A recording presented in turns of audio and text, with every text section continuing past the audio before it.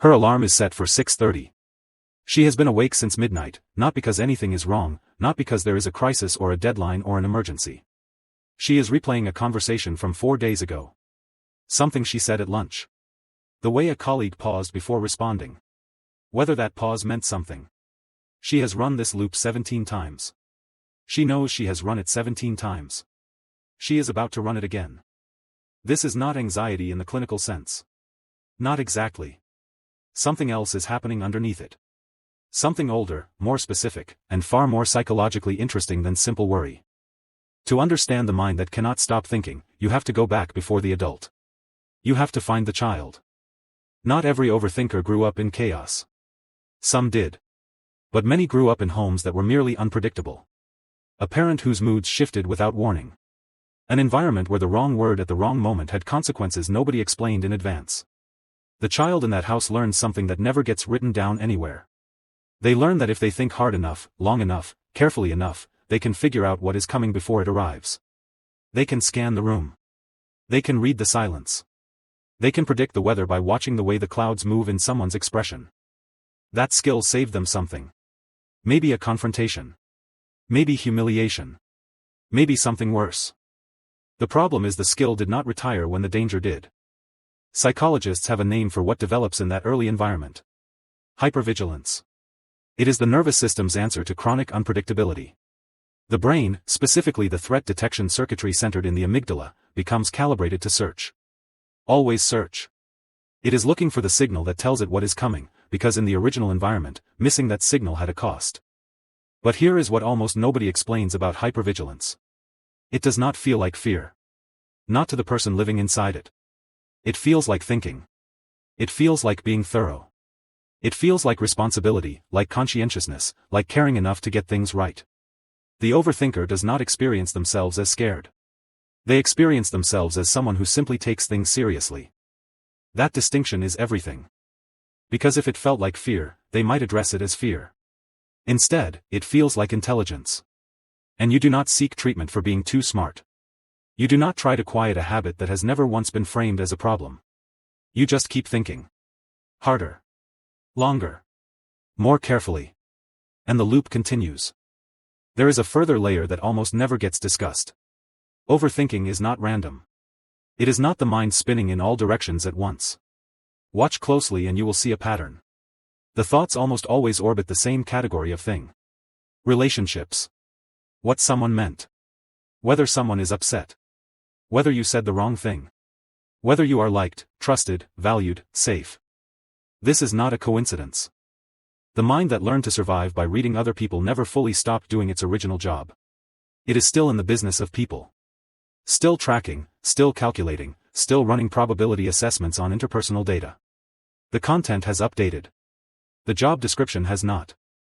This is why overthinkers are often extraordinarily perceptive. They notice things others walk past entirely.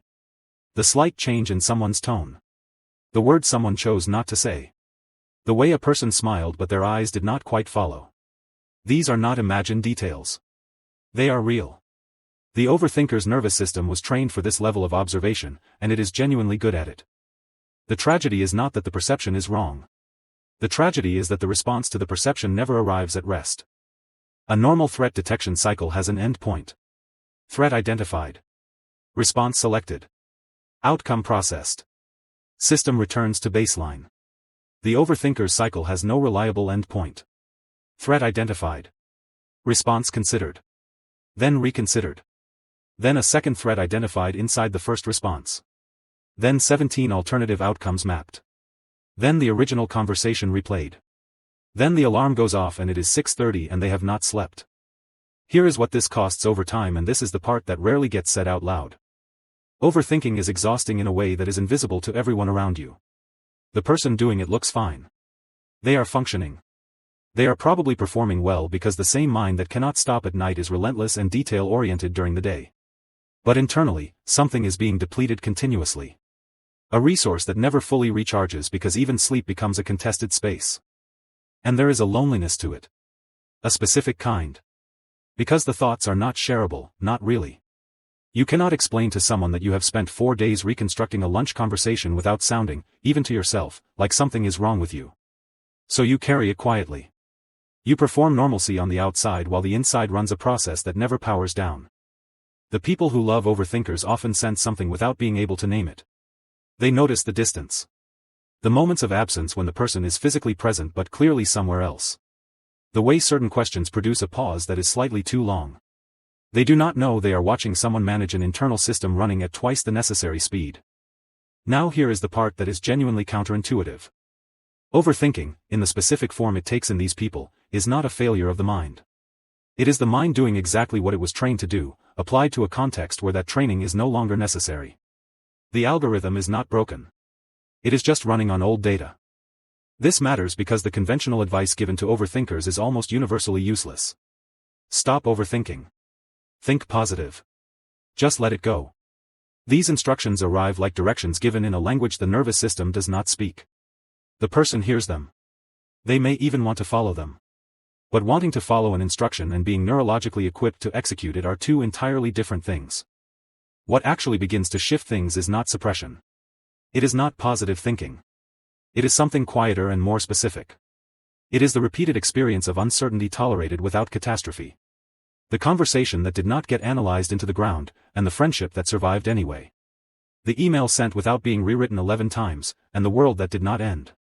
The silence sitting with for an hour instead of filled with mental noise, and the discovery that the silence was survivable. These experiences do not rewrite the nervous system overnight. Nothing does. But they accumulate. They begin to offer the threat detection system new data. Evidence that unpredictability does not always mean danger. Evidence that not knowing the answer is not the same as being unsafe. There is also something worth naming about what overthinking protects against. For many people who live inside these loops, the thinking, exhausting as it is, serves a function that feels essential. As long as they are thinking, they are doing something. They are not helpless. They are working the problem. The moment the thinking stops, what remains is the raw feeling underneath it. The uncertainty that was there before the analysis began. The fear that was never really about the lunch conversation at all. The thinking is not the problem. The thinking is the solution to a feeling that has no other outlet. Which means the path through is not to stop thinking. It is to gradually, carefully, develop the capacity to feel the thing the thinking has been covering. That is slower work.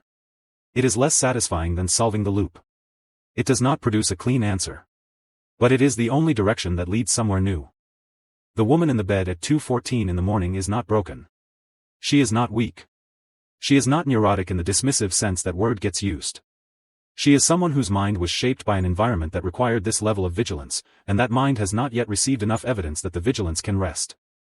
The question worth sitting with is not how to make the thinking stop. The question is what the thinking has been standing in front of. Because behind every loop, every replay, every 17 times reconsidered conversation, there is something quieter waiting. Something that does not need to be solved. Something that only needs, for once, to be felt. And that is the part no amount of thinking can do for you.